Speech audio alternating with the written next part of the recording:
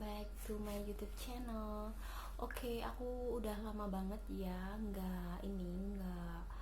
nggak upload video karena aku udah mulai kerja lagi. Jadi aku tuh nggak sempet gitu buat video, buat ngedit video kayak gitu. Jadi untuk kali ini aku buat video khusus buat kalian nih. Jadi kalian harus tonton videonya sampai habis. Oke, untuk teman-teman yang baru gabung dan belum subscribe aku, jangan lupa subscribe supaya aku lebih semangat untuk buat video-video yang bermanfaat untuk kalian. Oke guys, aku kali ini mau berusaha untuk tidak memotong videonya. Jadi insya Allah tanpa editan gitu ya, tanpa potongan. Karena kali ini aku mau membahas tentang BSU.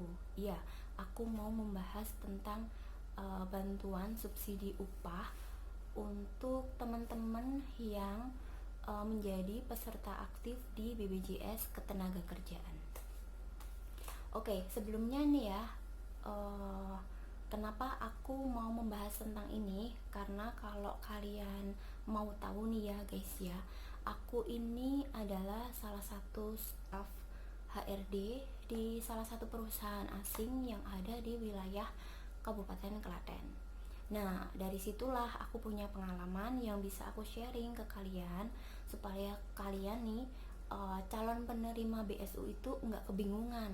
Pasti sekarang banyak yang bertanya-tanya kan, kapan ya punya aku cair? Kok ada yang udah cair tapi kenapa aku belum? Atau jangan-jangan aku nggak didaftarin kayak gitu. Nah, pasti banyak banget pertanyaan dari kalian nih, teman-teman pekerja yang mempertanyakan kapan nih rekening saya bisa masuk dana dari BSU ini. Oke, untuk pertama-tama nih yang mau aku terangin adalah syarat untuk mendaftarkan, bukan mendaftarkan ya, syarat untuk mendapatkan bantuan subsidi upah dari Kementerian Ketenagakerjaan Republik Indonesia. Oke, yang pertama nih guys ya, yang pertama adalah yang pasti WNI, berstatus warga negara Indonesia, kemudian berstatus sebagai pekerja penerima upah, jadi karyawan kayak gitulah ya bahasanya ya, karena setiap bulannya kan menerima upah. Kemudian yang ketiga adalah tercatat sebagai peserta aktif BPJS Ketenagakerjaan. Peserta aktif ya guys ya, peserta aktif, jadi bukan yang banyak kan ya yang punya kartu BPJS Ketenagakerjaan tapi dicek ternyata sudah nonaktif. Nah, yang bisa masuk adalah yang masih aktif saja.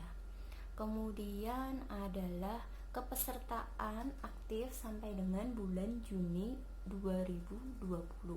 Jadi kalau yang non-aktif sebelum bulan Juni 2020 itu tidak berkesempatan untuk mendapatkan BSU ini ya guys ya.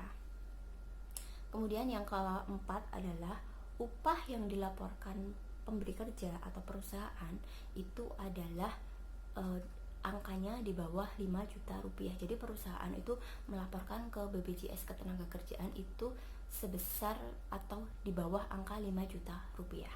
Kemudian yang kelima adalah yang pasti adalah memiliki nomor rekening aktif. Itu bisa dari bank mana aja. Oke, syaratnya itu ada 5 guys. Kalau kalian memenuhi kriteria itu berarti kalian berhak untuk mendapatkan bantuan subsidi upah. Oke, jadi aku ceritain dari awal sampai sekarang, sampai teman-teman aku atau perusahaan aku sudah menerima bantuan subsidi upah ini. Jadi yang perlu kalian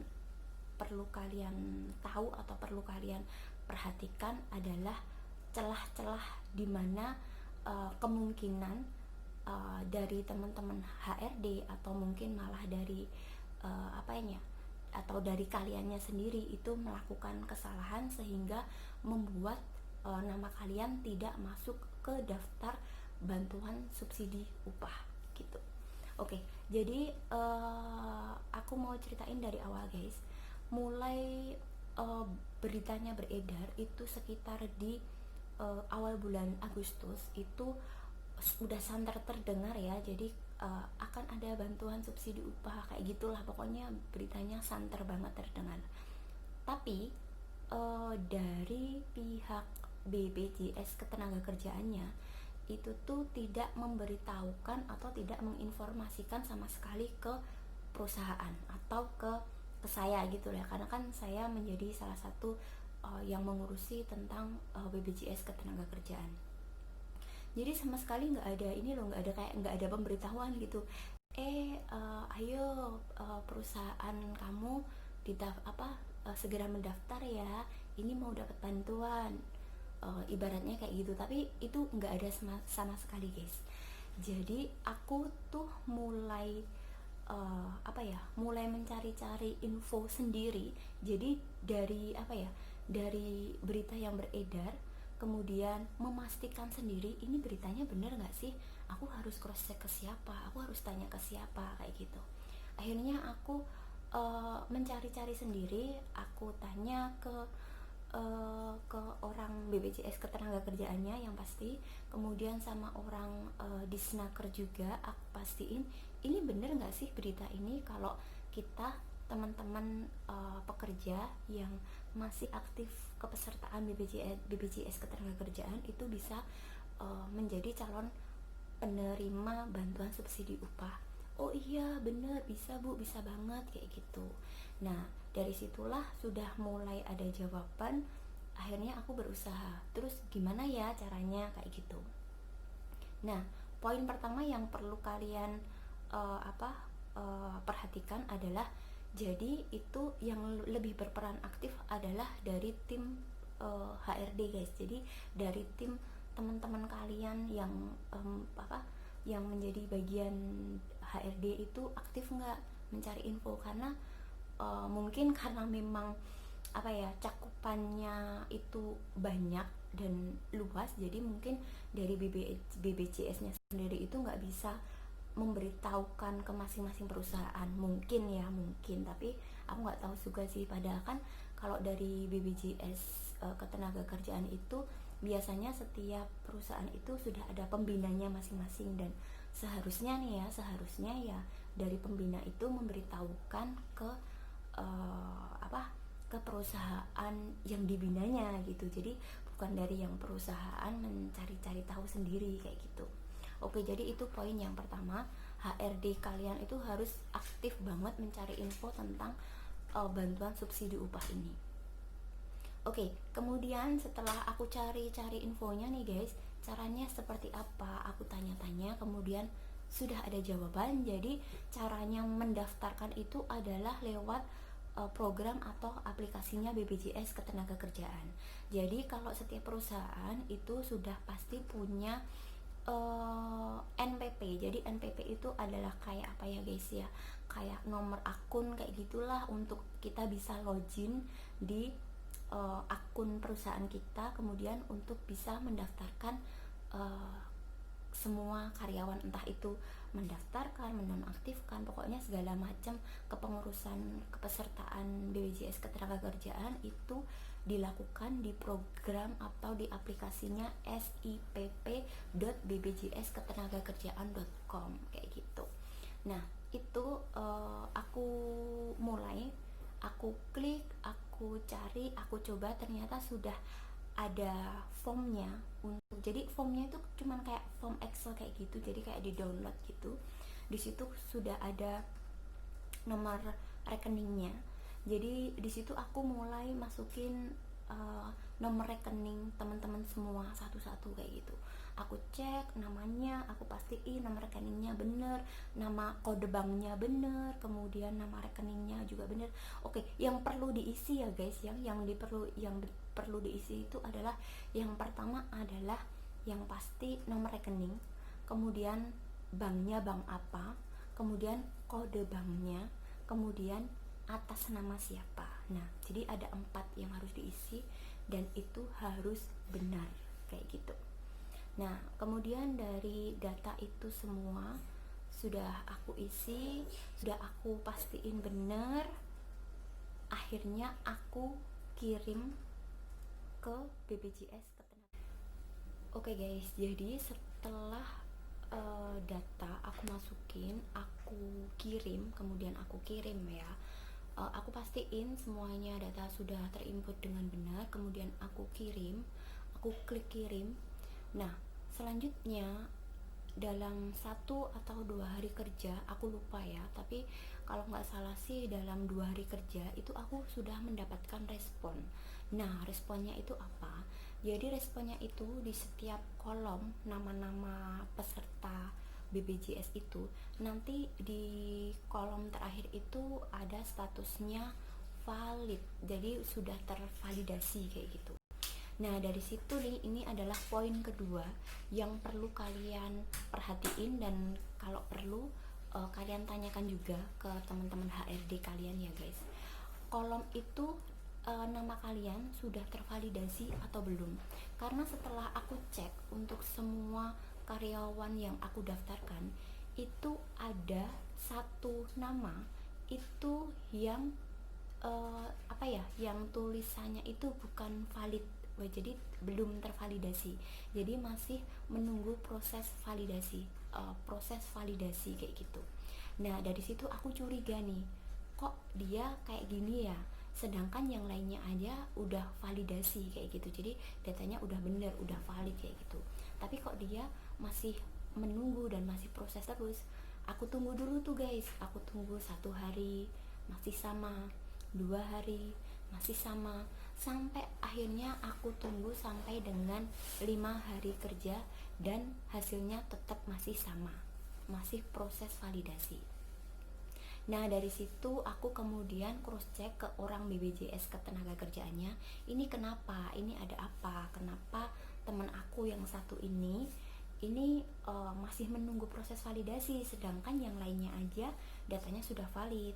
Kemudian orang BPJS Ketenagakerjaannya bilang, coba dicek ke banknya, mungkin bermasalah dari rekening banknya. Oke, aku turutin, aku ikutin sarannya.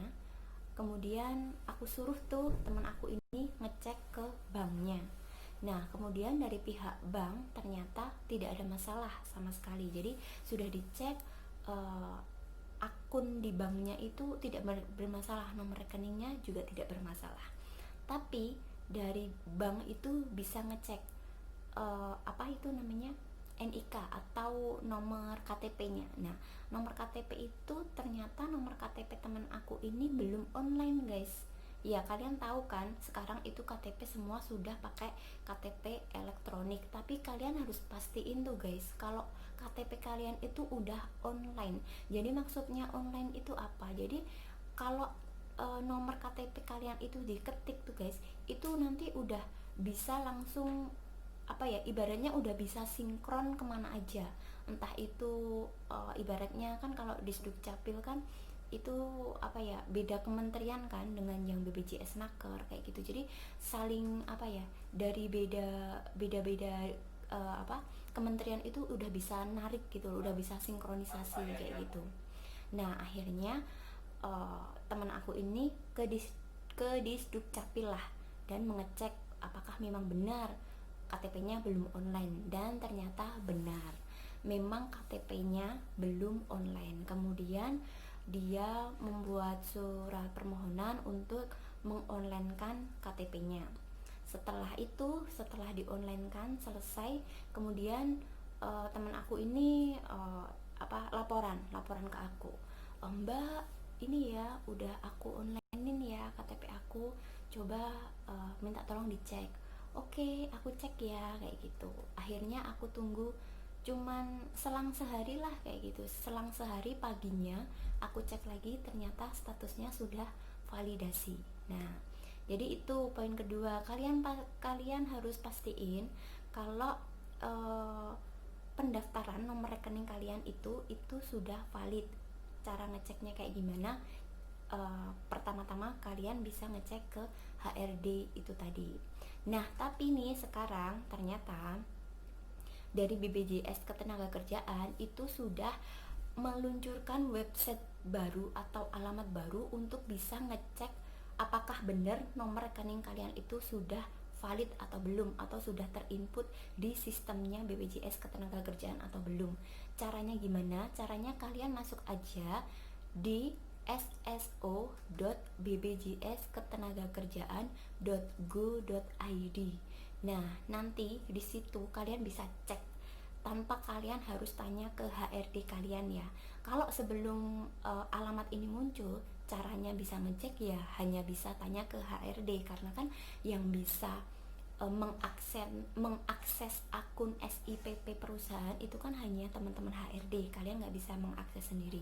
Tapi sekarang BPJS Ketenagakerjaan sudah meluncurkan website terbarunya ini, jadi kalian bisa cek sendiri. Nah, di situ kalian bisa masuk, kalian bisa login, kamu input email kalian, password, kemudian kalian klik di situ ada kartu digital BPJS Ketenagakerjaan kalian, tinggal diklik kayak gitu aja. Nanti di tampilan sebelah kanan itu akan ada nomor rekening kalian, nama bank kalian, kemudian atas nama siapa, itu udah ada. Jadi kalau nama kalian sudah ada di situ, nomor rekening kalian sudah ada di situ, jadi sudah bisa dipastikan kalau data yang di input teman-teman HRD kalian itu udah valid dan sudah benar dan sudah diterima oleh BPJS Ketenagakerjaan. Oke, jadi itu ya guys ya, poin keduanya. Nah, selanjutnya nih guys, pertanyaannya adalah kalau kita ngecek di SSO itu nama kita sudah ada, nomor rekeningnya kita sudah ada, apakah dipastikan kalau BSU itu akan dapat cair kepada kita, masuk ke rekening kita? Jawabannya adalah tidak. Jadi kalaupun kalian mengecek nama kalian di SSO dan nomor rekening sudah terinput dengan benar kayak gitu ya guys ya, nah itu tidak menjamin kalian akan atau bisa mendapatkan bantuan subsidi upah. Karena apa? Itu hanyalah validasi data rekening kalian deh guys. Jadi itu adalah seperti apa ya, pembenaran kalau oh iya ini nomor rekeningnya sudah benar, sudah aktif, sudah atas nama yang benar sesuai dengan apa yang didaftarkan. Tapi itu baru validasi data rekening. Nah, yang bisa menentukan kalian itu bisa mendapatkan bantuan subsidi upah ini atau tidak itu adalah verifikasi akhir dari Kementerian Ketenagakerjaan Republik Indonesia. Nah, kalau verifikasi ini guys, jadi ini tuh sama sekali di luar di luar kewenangannya BPJS Ketenagakerjaan. Karena kalau saya selalu tanya kapan cair kayak gitu BPJS Ketenagakerjaan, itu jawabannya adalah kami hanyalah sebagai penyedia data. Jadi kita dimintain data dari Kementerian Ketenagakerjaan, kemudian kami menyiapkan. Jadi untuk proses akhirnya yang bisa mencairkan itu adalah dari Kementerian Ketenagakerjaan. Jadi pada intinya kalau kalian itu lolos verifikasi, itu nanti pasti bisa akan masuk langsung ke rekening kalian masing-masing. Tapi kalau tidak lolos verifikasi, ya otomatis kalian akan tersortir guys. Jadi maksudnya tersortir itu ya otomatis juga dengan sendirinya ya kalian nggak akan dapat apa-apa, nggak akan masuk dana di rekening kalian kayak gitu. Nah, yang tersortir itu yang kayak gimana sih kayak gitu kan? Nah, yang paling banyak ini kasusnya yang tersortir itu adalah yang jelas adalah karena tidak valid data nomor rekeningnya ya guys. Kemudian ada juga yang melaporkan upahnya itu di atas 5 juta tapi tetap masih mau ikut mendaftarkan BSU ini, padahal kan itu nggak bisa. Kemudian yang ketiga ini juga yang kasusnya ada di perusahaan aku, ini adalah peserta atau karyawan calon penerima BSU ini sudah mendaftarkan diri di program Kartu Prakerja dan sudah masuk atau sudah terdaftar, sudah mendapatkan nomor kartunya, sudah diterima gitu menjadi peserta pelatihan di Kartu Prakerja. Nah, di perusahaan aku tuh guys, itu ada kasus kayak gitu, dan itu jumlahnya ada 4 orang. Dan aku cek gitu ya, aku tanyain ke mereka, kamu belum masuk, belum cair, pasti kamu ikut prakerja? Aku langsung tebak kayak gitu, dan ternyata, oh iya mbak, saya ikut prakerja. Emang nggak bisa ya mbak kalau ikut prakerja? Ya enggak lah, aku jawab kayak gitu. Jadi kalau memang sudah ikut program kartu prakerja, itu artinya NIK kalian kan sudah teronline juga di sistem program kartu prakerjanya kan. Jadi nggak bisa kedouble di BSU ini. Jadi yang teman-teman yang dapat kartu prakerja itu tidak bisa mendapatkan bantuan subsidi upah ini kayak gitu. Nah, terus kapan cairnya? Pasti itu yang ditunggu-tunggu juga ya, kapan cairnya? Ini udah masuk ke tahap ketiga, kok aku belum cair-cair. Oke, masuk waktu tahap pertama itu guys, aku tuh deg-degan. Maksudnya deg-degan apa? Loh, kok perusahaan aku belum ada yang masuk, kok nggak ada yang masuk kayak gitu, padahal udah banyak yang masuk kayak gitu. Tapi aku masih santai, masih oke lah, ini baru tahap pertama, mungkin masih verifikasi data. Sampai akhirnya di tahap kedua, kalau nggak salah itu di hari kedua, jadi itu tuh udah ada yang sebagian masuk gitu. Terus akhirnya aku infoin ke teman-teman, ini udah ada si A nih masuk, coba kalian cek masing-masing rekening ya, siapa tahu masuk juga. Akhirnya banyak yang mengecek, kemudian aku mereka laporan gitu ke aku, karena kan aku juga harus membuat report juga kan, siapa yang belum, siapa yang sudah kayak gitu. Akhirnya dari teman-teman itu semua sudah banyak yang dapat dibandingkan yang belum kayak gitu. Jadi total dari perusahaan aku itu, aku hitung sampai dengan saat ini itu yang belum mendapatkan itu hanya 7 orang saja. Kalau yang lainnya itu sudah mendapatkan, sudah masuk di rekening itu per tanggal 8 September 2020. Jadi tanggal 8 September itu masuk yang tahap kedua, itu mereka sudah masuk. Nah, sampai dengan ini tadi kan sudah tahap ketiga kan katanya juga sudah mulai dicairkan lagi. Tapi dari ketujuh orang itu belum ada yang laporan lagi ke aku apakah dananya sudah masuk atau belum. Tapi kalau mereka tanya ke aku, Mbak kapan masuk, Mbak kapan masuk, kayak gitu jawaban aku. Jadi guys, kalau misalkan ada teman-teman yang 7 orang itu yang nanya, Mbak aku kapan cair, Mbak aku kapan, jawabanku hanyalah sabar dan tunggu. Karena apa? Karena nama kalian sudah terinput dengan benar, rekening kalian sudah terinput dengan benar, di SSO dicek juga sudah ada nama kalian. Jadi ya jawabannya mungkin data kalian, nomor rekening kalian itu masih diverifikasi gitu di pusat. Jadi jawabannya ya sabar, tunggu dulu, toh ini kan juga masih baru jalan tahap kedua, tahap ketiga juga baru mulai, masih ada tahap keempat, tahap kelima juga. Ini ada adik guys tuh, ini aku buat video malam-malam, ini udah jam 11:04 dan mungkin adik keberisikan aku tuh, ngantuk ya saya. Oke, cukup ya guys ya video aku kali ini, karena adik ini udah bangun. Aku rasa penjelasan aku udah cukup banyak. Nanti mungkin aku bakalan buat video per ininya ya, per aduh sayang, aku bakalan buat videonya yang pendek-pendek gitu aja, aku jelasin satu persatu supaya lebih jelas lagi buat kalian.